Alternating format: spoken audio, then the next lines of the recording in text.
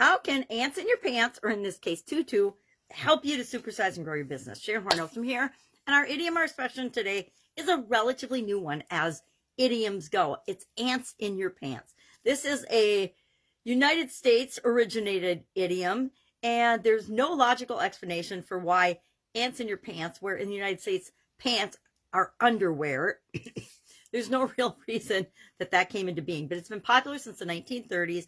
And in the 1960s, antsy, the term antsy, meaning anxious or nervous or uneasy about something or impatient about something, came into play.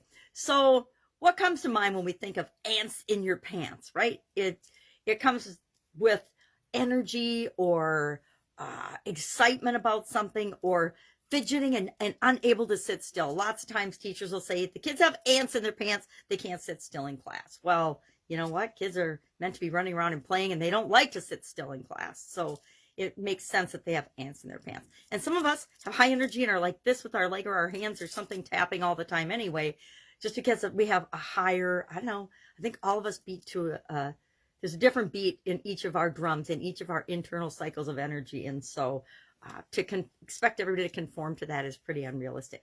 So what does this have to do with growing and supersizing and building our businesses?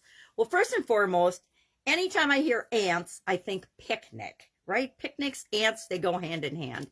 So this triggers for me the thought of, how do we celebrate the successes in our business? Because we don't just have one success in our business. We don't just build and build and build, and then all of a sudden we've arrived. You know, maybe you are creating a business that you want to do an IPO on. Well, you have to have some celebrations and some appreciation of the events and the steps that you achieve along the way to launching that IPO. Or you're going to launch your IPO, and then the next day or the next couple of days, you're going to be all deflated because everything was building up to this one big celebration, this one big event. And so what's next? So I always remind people, and myself included, that we need to celebrate milestones and successes along the way, not just especially the big things, but the little things along the way too. I think it's why the company picnics in corporate America used to be so popular, or the annual Christmas party. It's important that we celebrate things, both business and non-business related, just as human beings coming together. Remember when we used to do that before COVID? The second thing that comes to mind with ants in your pants is energy. Energy of ants in your pants is the same as nervous energy, right? That they feel the same to us, yet they're very, very different based on how we handle them and how we deal with them. But it's up to us to decide. We get to decide and choose, how are we going to take this energy and use it to benefit our organization, to benefit our company.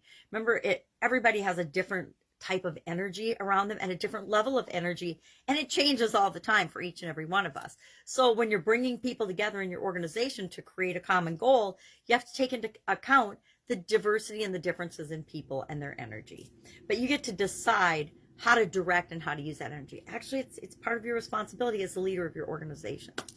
And finally, what makes you feel antsy in your business? And antsy in terms of a little nervous, a little upset, a little uneven, or you just know you've got this thing that's been in the back of your mind. It's kind of been niggling and nagging at you, but you haven't done anything about it yet.